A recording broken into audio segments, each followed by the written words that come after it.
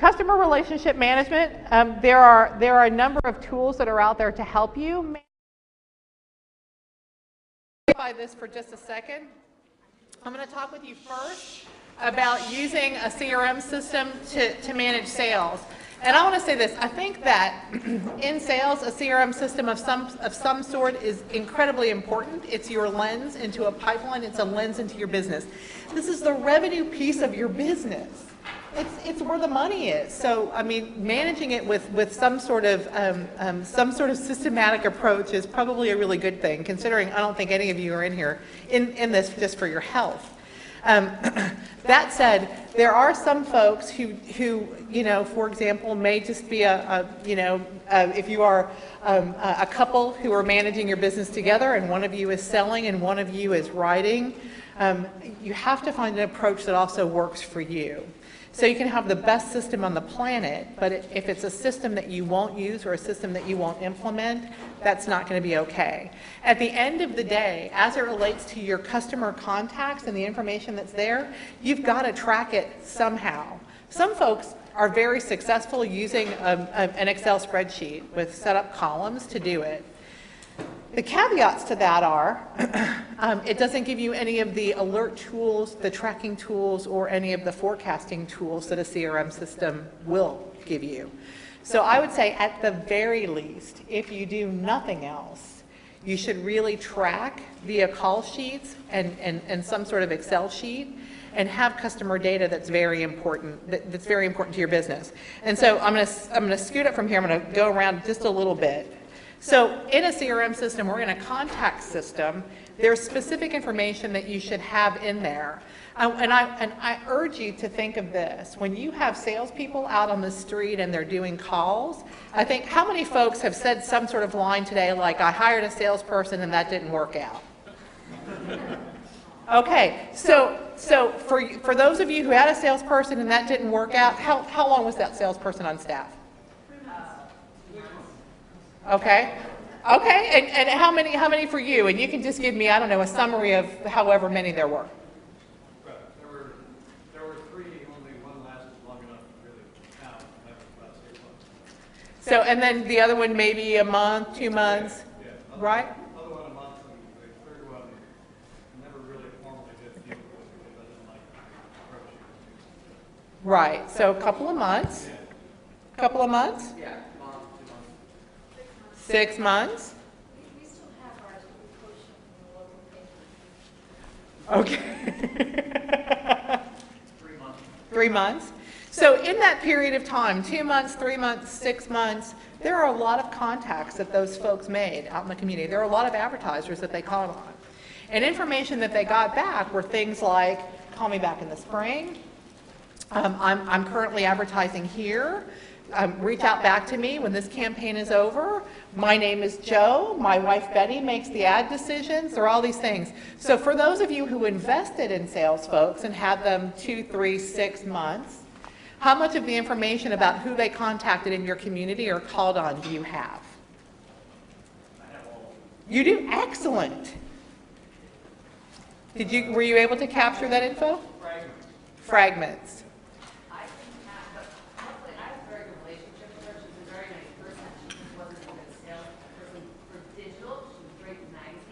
Uh-huh. I can get that information from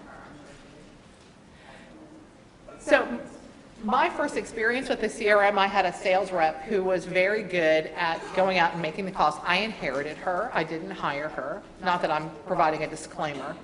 But we put a CRM system into place with my sales team. And the period for that CRM system looked something like me selling them, coaxing them to use it until I finally said, look, here's where we are. In 30 days, if it's not in the CRM system, I'm not paying you on it. And it's amazing how quickly they got the data in there. It just was, I mean, miraculous how fast it happened. So I had a sales rep that I inherited, and she made a lot of calls. She didn't necessarily have the skills that made her great at closing business. And I wouldn't say that she was a natural fit to ad sales, but she was good at going out and talking to people, and she would ask questions and get information. When she left the company and she left the business, it was my first experience of having a sales rep leave and have a CRM system in place. I slid somebody right into her chair. I know we didn't lose $1 because she was religious about using the CRM system because she wasn't going to get paid if it wasn't in there. And when I slid a new rep in, every alert, every person who said call me back, every customer note, all of those things came back. And so those things went into email, and that person was in a great place and just moved forward and built the business, and that person was actually able to close the business. So that was a good thing. So from there, I was sold. Because I've had that experience of having that seller leave to either go to a competitor or to leave because they weren't necessarily, they were seeking success somewhere else. And then the lull that happens and the momentum that's lost by not having somebody to be able to just jump into that information and take it over. So I encourage you to use some form of system to manage your account data and to manage your customer relationship data. And if you can get a CRM system, if your business can afford one, and there are several free ones that are out there with some limitations, but there are some free ones. Some of the benefits of those are just the reminders and the alerts and the amount of information that you can get to get a lens into your business.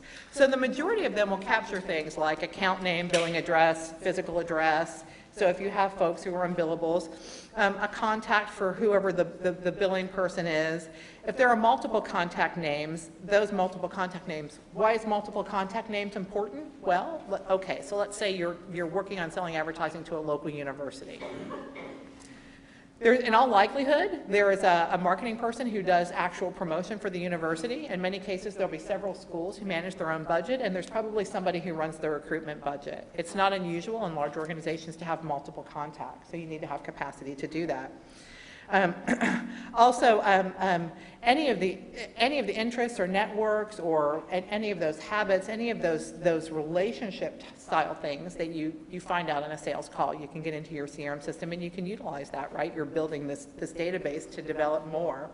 And then all of the meaningful history. What did you call on? What did they say? When do they want you to call them back? When should you retouch base? Did anybody in here ever, and I'm probably showing my generation gap now, but has anyone in here ever done like a Franklin session? Joe's generation gap is showing too, excellent. So like 1,000 years ago when I started in sales when I was 5, I had like the big Franklin day planner, and the system said, so you make your call and you write it down, and then you flip like 3 months forward to, to do your follow-up, and you had like little binders, and I mean, I thought, oh, this is great, thank God I'm gonna be organized. So, but then you had all the binders and the paper, and you had to change the sheets and all this foolishness. So a CRM system does that without having binders. You're able to fast forward and get into your business. So the other things that it does is it enables you to put lead information into a system. So most CRM systems allow you to serve leads or put leads into a system. So let me give you an example of what that might look like for you. Let's say that you go to a networking event, or you go to a chamber event, or you go to any event that you're investing in locally to build brand for your business. Denise talked earlier today about she and her husband at Riverhead Local, how they're everywhere. They're always everywhere, right? So if Pete were not selling, ideally they would be bringing back business cards and contact information. And in their shoes, I would be serving those in my CRM to whoever my seller was, because those would be warm contacts. I met them the night before, we had conversations. When you serve leads, you can typically serve information about those leads. So it's taking sort of the pieces of your business and managing it like managing it in a very serious way. Also, any of that information that you get from that customer interview, you can often, depending upon the CRM system that you get, put into that form. So let's think about the hit by a bus theory. Your sales rep is there today, that's a great sales rep. Tomorrow that sales rep is gone. All of that intellectual data and that work product that rep has gathered about your customer information can be loaded into your system. So those relative and important points from asking those significant and specific questions should house in that CRM system, so that when you go in there to try to figure out what is going on, you have access to that data, and anybody else who might need to see it has it as well.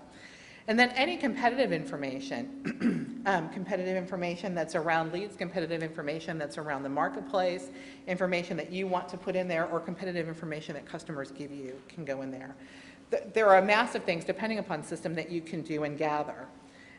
We talked about account information. Now, I think this is really interesting. I've talked to lots and lots of sellers, and I've talked to some of your sellers. And I've asked questions like, how do you track your customer and sales data now? So I got responses like this. So it's in my notebook. I just remember it. I put Post-it notes on my desk or wall. That's great. And then I got this one. Sometimes I write it down. Sometimes I remember. Sometimes I set a reminder. But if you think about this and you think about this customer data that you lose access to, this is the equivalent of just letting a water faucet run that runs like money, right? I mean, you're just, the trickle effect, and you all are investing in people. You are paying them, you're paying commissions, some of you are paying salaries. These are folks that are out there. For you to get the return on your investment, you need to get everything back that you can possibly get. And not having a system that is trackable, that you're able to get a lens into your business with, prevents you from doing that. So again, I encourage you at even the most rudimentary level, get something to help track and manage your business. The other thing that I think is really important is managing revenue opportunities and looking at revenue opportunities in there. So certainly you can see if you have multiple salespeople. Anybody have more than one salesperson in the room?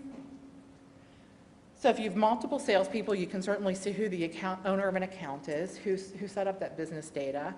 You can also set up rules that allow you to say, well, okay, if this account was called on, and they don't necessarily have to buy, right? You're putting every contact made into the system. If they've been called on and nothing happens in a certain period of time, 6 months, 3 months, whatever that might be, you can say, okay, Betty Sue, you haven't done anything with the account in 6 months, so I'm going to give that to Joan now. And you can set up rules to allow that to happen. So salespeople, anybody have salespeople who've been like a little protective of who they called on and their areas and their zones and their customers? No. Yeah. So if you use these systems and you set those rules in place, you also eliminate some of that my customers kind of thing. And you also give them a timestamp. Make something happen in 6 months, or they're not your customers. They go to somebody else to try to get something to happen with. For you all, the things to manage your business and know what's coming in, things related to what do they have in the pipeline? A CRM system allows you to forecast. So your sales folks go out, they make a sales column presentation. Based on where they are, and depending upon the system, but based on where they are in the sales call process, it in many cases will assign a percentage to whatever amount of money was pitched. So let's say they pitched the deal for $500 and they're in the proposal to follow up stage. The forecast in your CRM system will show you a percentage of that $500. It creates a forecast and a pipeline. It helps you start to see how much money you can expect. For me, when I manage folks and I manage within the pipeline, my strategy in the pipeline is whatever their revenue goal is, their pipeline proposals, the dollar amount needs to equal 3 times that. I find that they close about 30 to 35%. So if their goal is $50,000, their pipeline needs to be $150,000. And then I know that we're going to make our goal. The other thing that it allows me to see is it allows me to say, okay, so based on your close percentage, with what I'm seeing in your pipeline, you're not going to make your goal, not this month nor next month, because there isn't enough money in there. So it really helps me manage a business. It helps me manage what's going on. For you all, it gives you a system that you're able to get reports or dashboards from to give you a lens of where you are. So you know if you're depending upon revenue coming in or billed revenue hitting your books, and it's not there in the forecast or it's not there in the pipeline, you can make adjustments accordingly. Otherwise, you're just sort of waiting to see what comes in and what bills. You can also establish line items in the system around credit or slow pays or bad credit, right? So you can put indicators in there around accounts. So your sales folks know who they've got to get cash from, accounts that you say they've got to pay up front. So you're not managing 90-day billables. 90-day billables for businesses like yours, any business, is very, very difficult. It'll also help you see what your revenue projections are for the month. So we talked earlier today about if you had reps who are performing and managing this, what your annualized number could be so that you can do further planning. Rusty just spent some time in a session talking about planning out, and Emily spent some time in a session talking about planning out and what does your plan look like and where are you going. And if you are trying to get investment, for example, what's your forecast or what's your revenue picture look like so that you can get dollars? These systems help you do that. They help you manage your business really well. Then you can also see notes about presentations, and some of these you can actually load your media kit, sales collateral. Reps can attach presentations to the account information so they're managing from one dashboard. So the other thing that works really well for me, and I think, and I'll go back a slide or two, might work well for you, is it helps me see what I need to be involved in and what are key. And for the sales managers and sales directors that work in our teams, they use their CRM system like this. They use it as a daily dashboard and report. So the language sounds something like, well, I saw that you made a call to the local hospital. What can I do to help you close that business?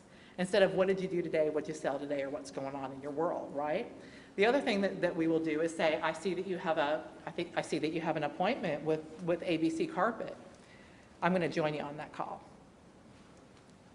And we just go along. So we use it to also make sure that we're in tune with what's relevant and important. Our reps know that we're looking at it to help manage the business. We use it to forecast and budget.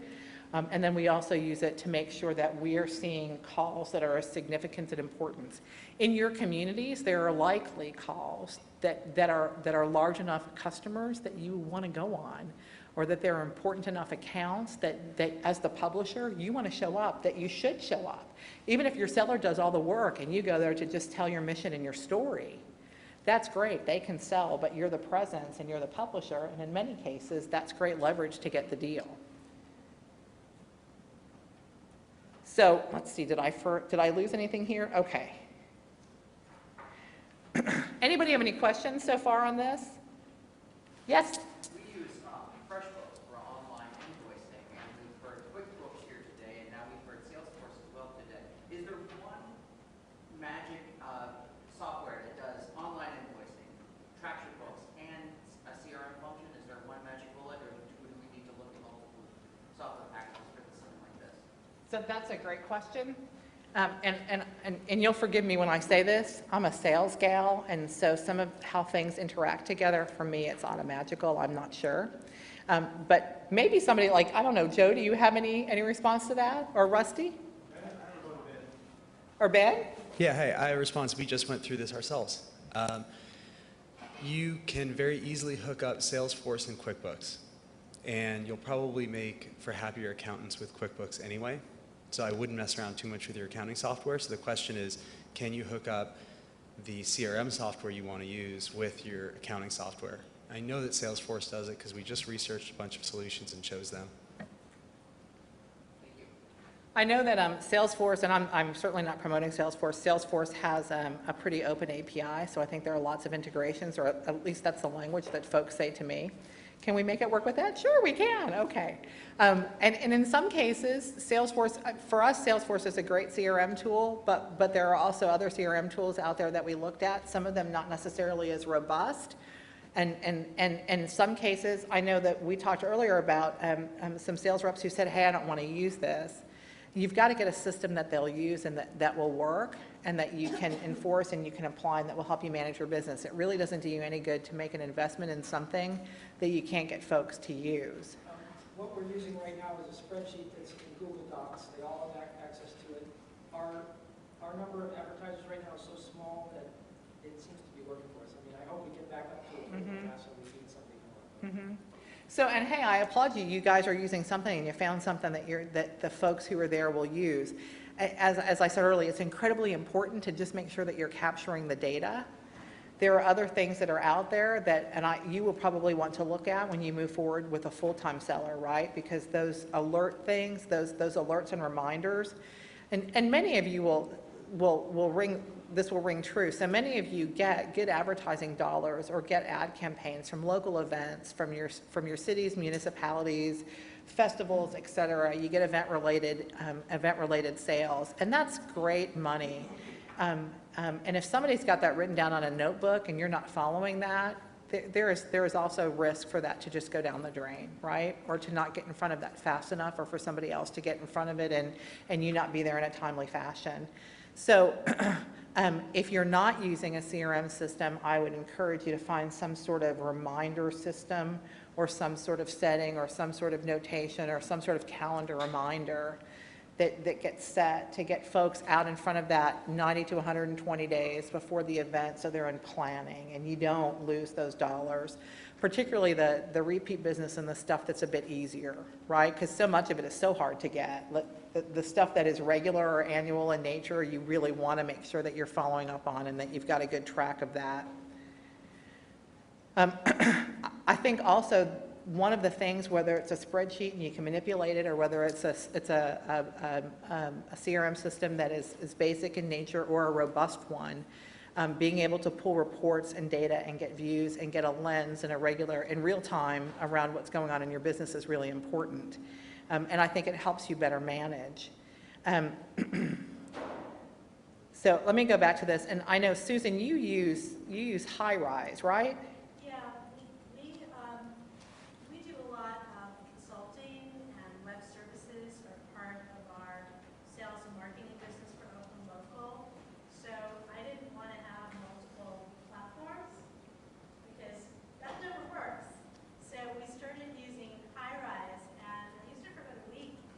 I hated it, and I got rid of it. And then when I was at Super Camp last year, being convinced we had to use something, I went back and I used it again. And to be blunt, the first time I hated it was I couldn't properly upload all my files to import them, and it made this big mess. This time I said, I'm just going to type them in one by one and it'll come up. But once I didn't deal with the file import, it was fantastic. And we just did a file export, and the export is beautiful. And High-Rise tracks what for you? So High-Rise is a CRM where I can track all my contacts, I can track deals, I can track cases, I can put all the correspondence and all the notes in, and then I can align it if it becomes a project. I can start a Basecamp project if I want to. I particularly like that I can assign tasks and a calendar. So I like the part where I can put in deals pending and say if I won or lost them, so I can also see what did I get, and can I go back to those people later, and when would I go back to them, and under what reasons, and all the notes are there. The package for the two of them is expensive. It's $99 a month. But I was already a Basecamp user, so I basically added another like $40 a month to get this. And I think they're all imperfect, but you know, they're very customer service oriented. So it's I was afraid that my team could not learn how to use Salesforce. It was too hard. And this is very easy. I think that one of the other things that you can do, and I think in these systems, there are a slew of them out there. Some of them really, really, really robust. Some of them quite simple in nature, and many things that are in between. I think you really have to look at the things that you need in your business and that what you want to get insight to, and do a little research and look for the system that works best for you. There are lots of free things to try. Many of I have a page of freebies. So you'll see I said they're free-ish because some of them will give you a couple of seats free, but then you pay for the next level, or some of them give you a level, sort of a service level free, and then you pay $12 or $20 a month or whatever to get a more advanced level. And there are certainly quite a few more than these. I think you have to determine what you need and how you're trying to manage your business. For all of you, whoever is managing the revenue piece of your business and getting a lens into your sales, something that reports back to you that shows you what it is, I think is really important. And I think also something that helps you see where you are, where you're trending, and where you're flashing, because you are running a business, is also really important. But managing those pieces around your reps, and whatever system that you use to collect that information, so that the investment that you make in a salesperson and you have out in the street talking to customers, that you're collecting something from that, you're able to track that and manage that. Some of these systems will also enable you to sort of use them, and we have done this. We use Salesforce. We created some custom forms in there And so we use those forms now for our ad order entry. So the account data, so a sales rep is in one place. They go into the system, they fill out their account data and the results of their call, they do their campaign and their schedule, and then they hit, they hit save and it saves into the account, and we did a form that actually shoots to a queue so that somebody who does ad order entry can actually do it. So we process their digital ad orders from our CRM system. So I think you can also look at it for workflow and workflow management. If the scheduling pieces are in there, you can, if you can't integrate it with your accounting system, you can probably export from several of these systems also billing and accounting campaign data.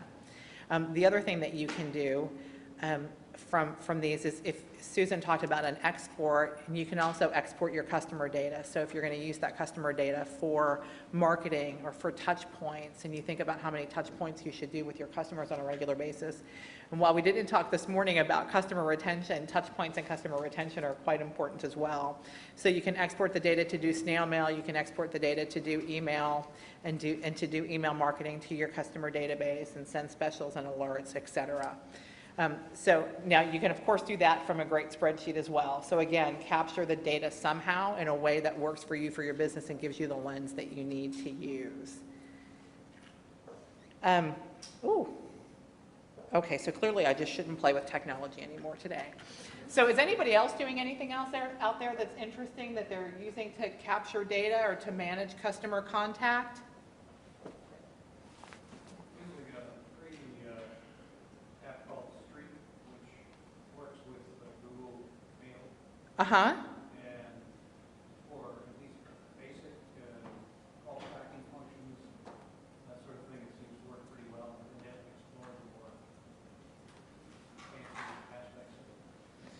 So right now you're getting customer data from it. It's working within a. It works within Gmail, and it'll send you reminders to call so-and-so this deal. It'll basically let you set up a table where different customer contacts are in the sales pipeline and things like that. It's not a full-featured CRM product, but it seems to be an interesting starting point, and I like that it integrates with Gmail. Mhm. Maintain a separate contact database from what I've already got in Gmail. Yeah, exactly. And are you using it for pipeline management too? You're looking at revenue and pipeline management? Great. Great, very good. Anybody else? Yes. So we built a business directory product, and what I did is I built a CRM as the backend for that business directory, so that when I make an initial contact with a business, that initial contact becomes the free listing in the business directory, and then hidden from the public is a separate field where I can track contacts with that individual or with that contact. Oh, good. Are you tracking anything else in there besides contacts? It's pretty rudimentary. Basically, I can track when emails go out, so calls, but it's not as fancy as hooking up directly with an accounting package or anything like that. It's pretty Right. simple. That's great. That's great though. Ben, you were using HighRise last year, weren't you? Well, I use a number of products. I use HighRise personally to do fundraising because I don't want to mix that in with the other stuff. So with AdGlue, we're starting a high growth technology business, and I don't want publishers of newspaper chains to be mixed in with the sales prospects. It's a different concept, and I think HighRise is a great solution for that. I think Streak is a great solution. I've used Streak as well because it sits in your Gmail, and if you don't want to have an extra tab open, or you just want to focus on, it's great to have it inside your other solution. I would give one word of warning, which is don't get too crazy, don't get too fancy, do what you can do what can live in your browser all the time. You should live with this thing open. So for me, for HighRise, I use it personally for fundraising, and so I act kind of like a salesperson. It is open, it's an open tab on my browser all the time. and it's really important that I'm constantly updating it. And one other thing that's really important is most of the business intelligence you're going to put in here, you're going to do it by hand. You're going to manually enter it in. You're going to write in, if you meet someone, what their LinkedIn is. You're going to write what that call was like. And the rigor and discipline of doing that it's not obvious. It changes everything else that you do. It makes you analyze and think about the phone call you just had. It makes you listen better because you're not writing your thoughts, you're trying to write what they're responding to. And it just makes you a better communicator, salesperson, listener. Yes, what Ben said. Yes. I think one of the biggest breaks for folks to actually get into the habit of using one of these systems is really to start to live in it. So when we converted folks to a CRM system, they were still taking their notebooks out to field and still coming back and doing all their things. And then I heard things like, well, now I have to come back to the office and I have to spend an hour and a half, or at the end of my day, I'm spending an hour and a half logging my info into the system. So trying to get them to convert their habits to just say, they all had tablets, take your tablet with you and use your tablet while you're talking with your customers. Just use your tablets on your calls. Just get rid of your notebook. Just put it away. Go out for a whole day without it. See what happens. So getting that, starting them to get them to use that muscle, it took a little while. Now for folks who start and that's what they start with out of the gate, it's a piece of cake. But for folks who have a history and they're converting, it's a bit more difficult. But they get to it, particularly if we just say, you have to do it. And to Ben's point, they start thinking about how they manage their call differently and what kind of information they're capturing differently. I think it makes a difference in the business. Excuse me, are these web-based systems that you subscribe to, or do they run on your own computer and then there's an app from your tablet? So most of them are web-based. And again, I'm the sales gal, so there are probably guys in here who could, probably Ben and a couple of others who could speak to the functionality behind the scenes a bit better than I could.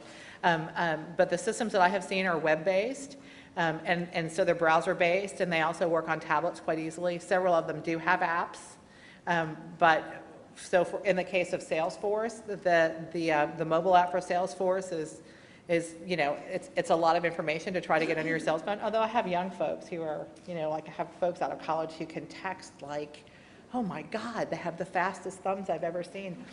But for the tablets, it's just browser based, so we typically just use that. Mm-hmm.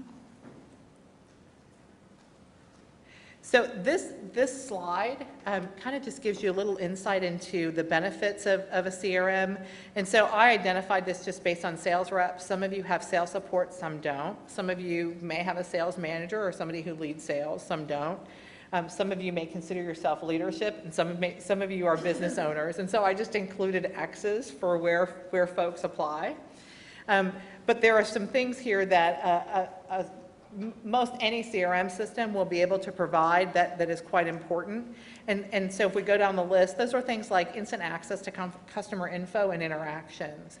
So one of the things that a CRM system solves, we talked earlier today about sales reps will come back into the office and they'll give you lots of insight and say that customers won't do these things, or customers aren't buying, or that they made a lot of calls and it's not selling, or whatever that is. A CRM system easily enables you to see that they called on 2 people, not 200. And then also what some of those interactions were, so you can gain some insight there. I talked about pipeline and forecasting. In a small business, I can't stress the necessity for pipeline and forecasting enough, and also for any sort of funding or investment, or if you're building for acquisition. Having that data is so incredibly important to any funder or investor. So if you have your sales reps doing this, if they're managing their business in a CRM system, your work to tie that to your 5-year plan, or whatever your plan is that you're approaching to try to get investment dollars, the data is there. You're able to readily analyze the data by a variety of inputs, so you can look at things like average sale, number of calls to a close, what the close percentages are, what the average ask is, how many customers folks are calling on, and as a variety of other inputs depending upon system.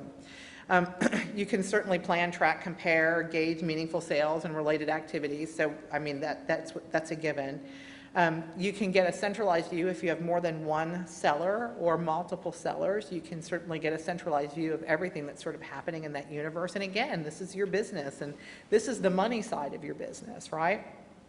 And then as your business grows, and I think most of you aspire to have a growth business, having this system that's in place with common verbiage and common terminology and a common approach to tracking sales, as you grow, if you get those systems in place early on, that growth process is a great deal easier. You guys just heard me talk about folks who have been on our sales teams who have been there for a while, have some difficulty converting. Folks who just start don't.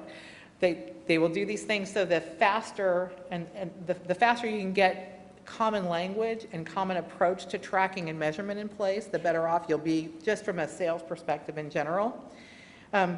Obviously, it gives you the ability to identify successes, mirror successes, and most importantly, champion successes. And from a sales leadership perspective or from a business leadership perspective, if your reps are using a system in field and you have a dashboard. Ben mentioned that he has his open on his desk all the time. If you have a dashboard that's on your computer and you see a sales success before somebody comes back in and tells you about it, or before you call, if you're able to call her up and go, I just saw that you closed this deal, that is so meaningful for a rep. And there are things that you have to do to nurture and feed sellers, and congratulating them and celebrating is a really big deal. Really, it's a big deal. So having the ability to do that is great. And then just organizing and prioritizing and looking at revenue targets is, again, the benefits to having access to that as you're managing your business. I can't stress enough. Anything I missed on this? Anything you all want to talk about as it relates to customer relationship management? Yes, Joe. It'll be interesting in time as these independent publishers, as you get more experience, to be able to understand some of those close rates, things like that, because I think this is all big mystery right now. But to start seeing what the average close rate is, how many calls it takes to close a sale at a typical hyper-local site, and then you can have some benchmarks to work from. How are you guys doing that now? Is anyone looking at that now? What your close rates are? Susan is, yes? I'm like a data geek. I love numbers. So I'm very interested in what the cost of sales is, because we're in a poor community where our average sales are not that high. So I want to understand what kind of time it's taking and what the success rate is. So we don't have a salesperson. It's me. We have to be able to find a good one. So my close rate is 70%. But it's so expensive compared to writing grants or other things that I could do that unless it's with the bigger customers, it doesn't seem worth it. So I focused a lot. I did an analysis of, I'm a toggle junkie. Toggle is where you track your time. So I track the time I spend on different projects. So I did this analysis last January after Super Camp and discovered that the most lucrative revenue-generating activity that I had was writing grants.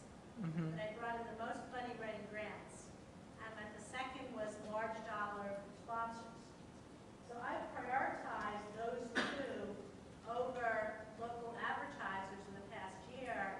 And we have local advertisers, but they've been either bigger ones or people I've run into in a meeting or event.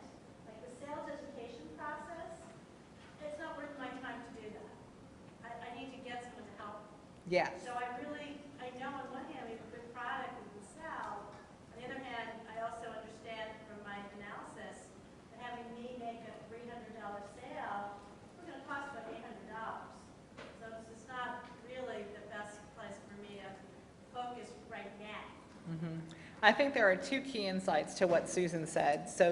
And thanks for sharing that. So Susan in her business is actually wearing all of the hats, right? So she's doing the grant writing, she's out there trying to fundraise, she's doing training, and she's also trying to do sales. So. And I have a co-founder in a team, and I Yes, yes, along with all the strategy work and all the other pieces that fall there.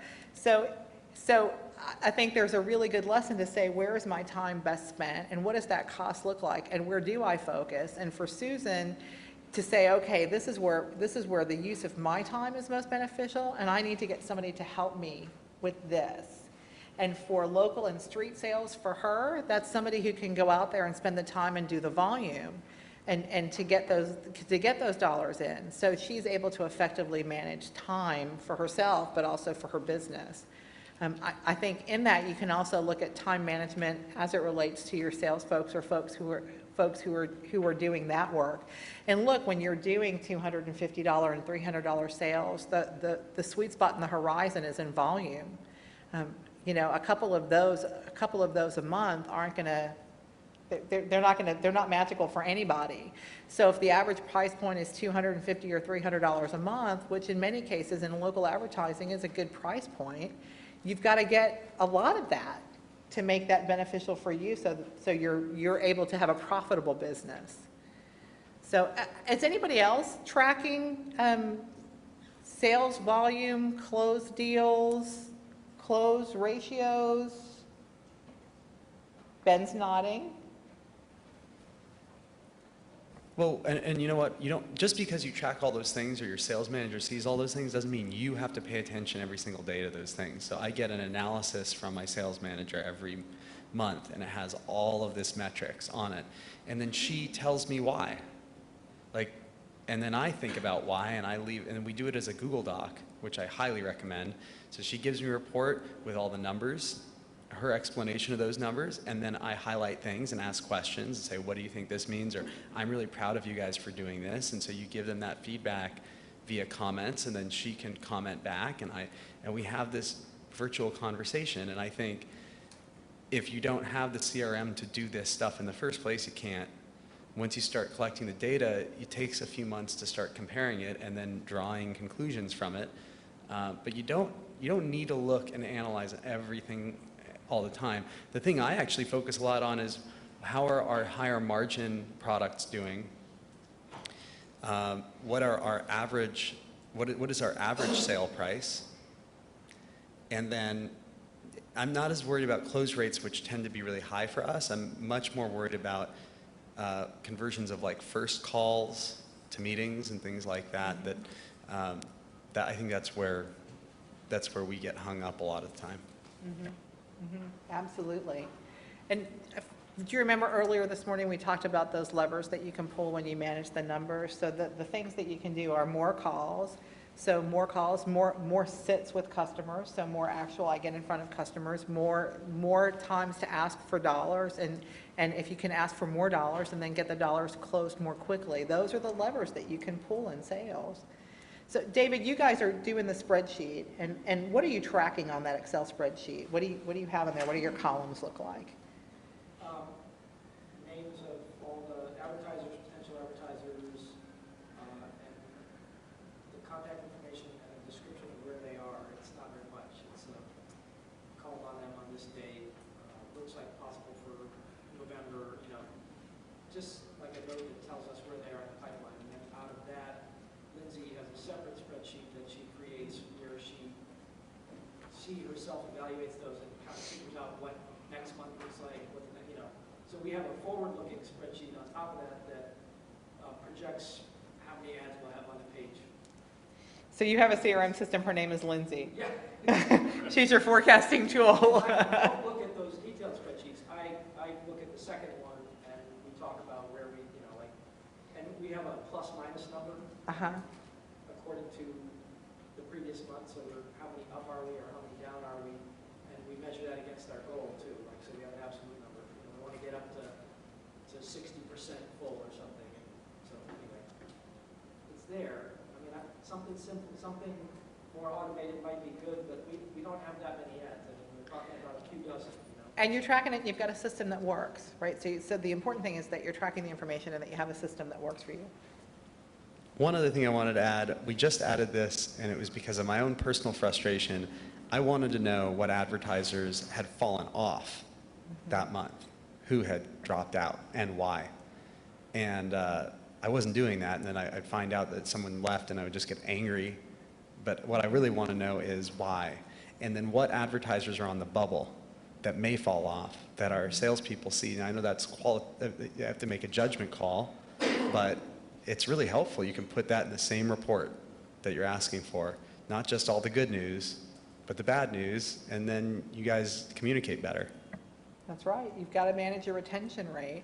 How many folks are just looking year over year at sales month by month? Is anybody tracking that? So you're seeing your numbers, what you did last September versus this September, and is anybody looking at last year, then also looking at past 3 months to sort of trend line that? Kind of, maybe. I kind of have a hard time pricing from one year to the next because we plateau every year with new traffic. So we're sort of growing steadily, and then the same lobbyist contacts you, and you try to adjust price to reflect audience. I don't know how big of a leap, maybe that's too specific, but I don't know how big of a leap is reasonable, and sometimes they go elsewhere. So I want to make sure that I heard you clearly. So if you're looking at what folks did prior year to this year, and because traffic is growing, you're adjusting rate accordingly, and then you're seeing some churn as a result of that? So there probably are some tactics that you might take just through renewal periods, or to actually approach that earlier on to help manage that churn and along with that expectation. But here's the great news: you're aware of that. I mean, you know that you're actually getting some folks who aren't going to renew, and that there are some things there to address. In many cases, if you're not looking at that, you don't know who's fallen off, you don't know why, you don't know what you had last year in active accounts and numbers versus this year. So let me ask a question. I'm sorry, David, go ahead. I'm just going to say, this is actually really simple for most of us, because I expect that most people are like we are. We have about 80 ad slots. That's our total inventory. So knowing how you're doing from month to month and from year to year, I can look back, and if I have 43 ads this month, I can look back at last year and I had 28 or something. I mean, we know that it's not that hard because we're not complicated organizations and our inventory is limited. Mm-hmm. So you feel comfortable your ability to track that, and if you grow, then you'll put some practices in place to help track accordingly. Yeah, I think that makes sense. Again, I think you all have to do what works for you and gives you the lens that's most important for you. In some cases, if you don't have some sort of system in place, you can't even track what available ad units you have, what capacity you have available, and what people are most interested in on the side. There are some cases, some of you sell adjacencies, some of you sell sections, some of you sell beats. Does anybody have a system in place to really tell you from a sales perspective what advertisers have a higher propensity to buy?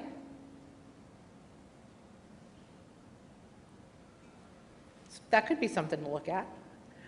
Yes? I know I've used Salesforce to look and see what they spent last year, and look at that, and say, well, they spent $3,000 last year, let's see if we can make them do that again. And talk to them about it.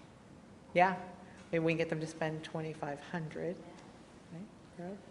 Yeah, very good, very good. A little off point from tracking, but if you're managing your staff and looking at your CRM, you're seeing someone that has an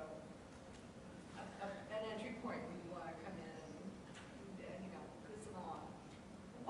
Do you have some tried and true scripts that you use that kind of just roll off your tongue, either to manage your staff or actually to close a deal on a sale? They're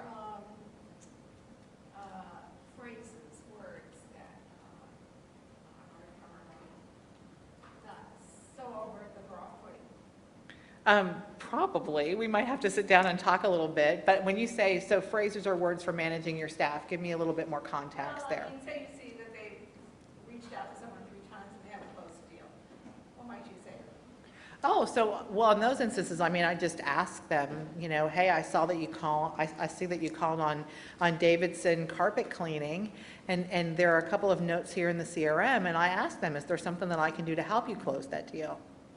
And that's sort of the approach there. So what can I do to help you get that business? What can I do to help you close that deal? And then they will readily tell me what their obstacles are, what they're facing. So I use the system really to, I mean, I use it as a communication tool in many cases to just sort of say, hey, I know what you were doing today, or I know where you've been today, or and because we have a bit of a more global look, I use it to congratulate sales and to also say, hey, I'm going to be in town. Can I go on that appointment with you? And to do those things. Now, so maybe you go to a carpet store with this person, your salesperson. What might you say to the carpet store? I said, you've been there 3 or 4 times before.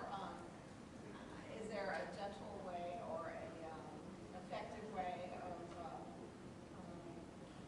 Of nudging that along? making the ask? Yeah, so it depends on where they are, and it depends on where they, and that's a great question, and I wish there was a really super simple answer for that.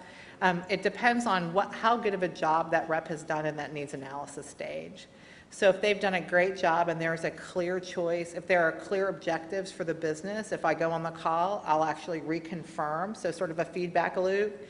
You know, hey, this is what we heard, these were the objectives that you were trying to accomplish, this is the goal. It appears that this is what you're trying to, whatever the capacity is, right? The number units to fill, whatever. And if they nod and confirm that that's the place, then I will assumptively close the deal because we can help them solve that. If they haven't done a great job in doing that needs analysis or that ask, I'll just go in and actually just manage that interview.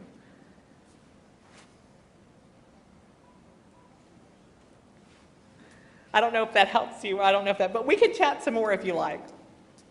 Everything really does come back to how well they did their homework in that initial phase, because everything branches from that. All branches of success lead from how well they asked those questions in the first place and what the setup was.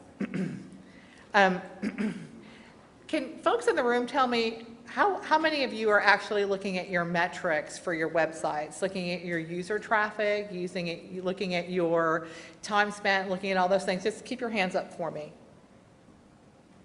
Okay. So now if you are doing the same thing with your revenue pieces, would you keep your hand up? Okay. So from a business perspective, looking at your user data is incredibly important, but also looking at your revenue data, the piece of your business that's going to keep the driver for your business that's going to keep you in operation is equally important. So if you didn't raise your hand back up, I'd encourage you to start tracking your data in some sort of format or some sort of CRM and looking at it. And both of those sets of data need to get fed back into your ad sales Yes. at your sales meetings. Yes, yes, absolutely true. Yes? Any ideas on how do you, if you've been successful recruiting salespeople, any ideas on some of the ways that you recruited, where you found them, any strategies that you had in place that proved successful? Anybody want to talk with that? Somebody last night, maybe it was the folks from Tennessee, she mentioned that she's got a salesperson profile that she follows, and we compared notes afterwards, and it's very similar. And this may be true for a lot of us here. For those of us who don't sell the ads ourselves, and I count myself in that group, the people that seem to fit our operation are, first of all, number one, they can't be relying on us to support their families. It's not going to work, at least at this stage of our small businesses. Number two, we found that soccer moms or stay-at-home moms who are getting back into the workforce and have a sales background are a good target. They are people who, as I said this morning, you got to have somebody who's got sales experience. They don't have to have sold digital advertising. We can teach them that, but we can't teach them that basic intuition about sales. So I think that makes a big difference. Preferably somebody who's familiar with your publication is important to us. And the last piece, which is the hardest, is getting somebody who's going to be dedicated to your operation. Yeah, but the question, and I really appreciate the going over the profile, but the question also is any strategies on how to find these people, and how do you look for them, where to look for them? Yes? Someone else suggested at some meeting that today that you try meetup groups. In New York, there's quite a few of them, and salespeople tend to populate these groups big time. And Meetup groups? Meetup groups. Yeah. So do you want to elaborate further on the meetup groups? You go online, I guess it's meetup. To meetup.com? Meetup.com, and you indicate the type of group you're interested in, whether it's tech. There's a lot of tech people who go to meetup groups also. These are just meetings, random meetings of people of common interests. And people in sales are always looking for new opportunities. People in tech are always looking for new connections. And you go to these meetings and you'll meet people who are out to try. So I would say I recruit all the time. I'm always recruiting. And I look for folks who have really outgoing style. I find lots of success with folks who have been in service industries. I like bartenders and servers, if they're really good bartenders and servers, not the snarky ones, because they're good with folks, and they've got to manage through lots of emotion and foolishness, and they've got to manage people. So I've had good success in hiring from those service segments. I've also had good success hiring folks right out of school. I think Emily Lowry would be a great person to talk to as well. She is staffed in Birmingham predominantly with college students. And my strategy with college students was I'm looking for B students, because the A students usually have great opportunities. So I'm looking for B students. I'm looking for folks who are looking to drive a mission and to accomplish something, and who are looking for a break or something on their resume. Now, in doing that, I know that when I hire folks who are right out of school, and some of the folks that I've hired right out of school, out of marketing programs, they're fabulous. They really need very little training, because they've got it. I mean, it's really pretty amazing. But I know that I'm going to have them for a limited period of time. So I hope for 2 years. If I get 3, I'm delighted. If I get less than 2, I'm a little pouty. But sometimes I do. Emily touched on this earlier, and you just talked about training. Where can what's a good resource for training digital media sales when we recruit these people? I know that we've been successful in recruiting, but have lacked in that training aspect, and we end up losing them. And I think that if we had those resources, maybe some guys have some good ideas about that. I'll make some suggestions, and I think some folks in the room might be able to make some suggestions as well. I think you guys heard me earlier say I'm a student of sales. So I continuously, and folks that we hire, we continuously ask them to learn sales. So if that's their chosen profession, we ask them to learn it. We feed them books and feed them information, like everything from the Sales Bible to the best little sales book ever written, and all of those sales strategies. I don't know that it's necessarily digital sales that is so difficult to teach, but it's the foundation of sales. I think the other thing that you can find is you can Google on YouTube for sales, and you will find some brilliant sales folks out there. I'm a huge fan of Mike Santorani, and I know Mike's got several YouTube videos that I think are out there to watch. I know Howard was telling me yesterday that he has been gathering YouTube videos for one of his sellers to watch and to help gain. Now, here's the thing. If you get them to do these things, you have to do it too. So if you give them a book, read the book. Buy it on tape and listen to it while you drive to work every day, or stick it in the car while you're out like chasing stories. But you've got to engage, or whoever is managing your sales team has to engage too. If you're asking them to watch videos on YouTube, watch the darn videos, because you have to nurture and feed them to get them to grow. You have to bring them along, right? I think there are tons and tons of sources that are around sales. The other thing that I would say around sales is that you can reach out to folks and ask for sales mentors. You can find folks who are in complementary businesses, who are in sales businesses. You can bring them in. You can bring folks off-site to just talk about foundational sales skills and selling from other industries, to just come in your local markets. Most sales folks, believe it or not, we kind of like to talk, and we're willing to share our knowledge, and we'll do those things, and we're happy to help out. So, finding folks who have success in your local markets and leveraging their sales success is always a good plan. And if you find good sellers, hook folks up with mentors. We find mentors, and I would say between you all as a group, for your teams, if you have great sellers, leverage one another. Leverage the success of sellers from one to another. Ask for an hour, web meeting or a Skype meeting, or a web meetup somehow. See if you can't get folks to share lessons and learn and to hook up mentors between sites so they can leverage ideas. I think those are things that you can do that can help train your teams. What else? Should we talk about anything else? Salesy or something? Yes? This is a little selfish. I'm coming from Hawaii, and I'm going to take advantage of the 5-hour time difference to go back to my hotel room and make some cold calls. I was wondering if you could, I know that you touched on this earlier, if you could give your tips on how to approach that, how to approach like a power hour. Sure. So I think that there are a couple of important things. So I would say first, when you're doing a power hour, when you're calling, and my approach to calling is I'm calling for an appointment. I typically, so you saw earlier in the structured day that we send folks out, we ask them to make 10 calls a day, right? So we do that, we're telling them that you're not trying to make contact, you're not trying to sell something while you're there. What you're trying to do is get a contact or get an appointment. Or get a name, find out who the decision maker is. So in power hours, we usually have them start with those cards first or those contacts first. So they've got a little familiarity of who they're trying to get to or where they are. In power hours, again, I'm going to say, or when you're calling to get an appointment, you're calling to get to somebody who can get a decision, and you're trying to get some time in the calendar. You're not trying to sell all your goods over the phone. You're not trying to make friends and figure out where your kids go to school or any of those things. So it should be relatively quick.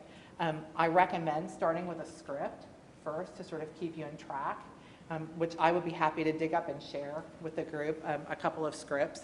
I'm a fan of scripts for power hour, not because I think folks need to be scripted, but I think sometimes folks get on the phone and they lose their way. So in sales, I find that if you have a structure for them to follow, or you follow a structure out of the gate, you sort of write down your path to the conversation, you will be able to sort of find your way home if somebody takes you off track, because you're there with an intent, you're trying to get an appointment and trying to get in there to do sales. If I don't know who I'm calling, and I haven't made a warm contact, I will use Google or whatever I can to get those leads. If I'm calling on a company, I typically try to find the person at the most senior level in the company. So do I think I'm going to get the CEO? I'm likely not. I'm likely to get the CEO's assistant. Or if I get the CEO, he's going to tell me who I need to talk to. But a great tactic that I use and that we advocate to use is if you start at the top, the person who answers the phone, if that's the CEO's assistant, she's going to tell you who your contact is, because she just doesn't want you to bother her boss, or he doesn't want you to bother his boss, right? So if you say, hey, listen, I know I'm probably not calling the right person, but I'm really trying to get in touch with the person who manages your advertising and marketing, your advertising and marketing budgets, can you send me to that person? You can get a contact name. I will often ask her to transfer me, because then I'm being transferred internally from an internal phone system from the CEO's office. So they're more likely to answer my call. If they don't, if I can't get transferred, I will say I was referred to you by Mr. CEO's office. And again, if I leave that in a voicemail, they are likely to call me back. So there are some strategies there. I don't know if that's helpful. Okay. Anything else we want to talk about? This is like, we've moved from customer relationship management to just sales soup,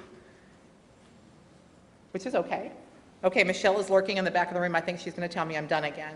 No, you can go ahead. We've got one more second. Yeah, a few questions. Okay. Anything else? Okay. Well, then I think we're good.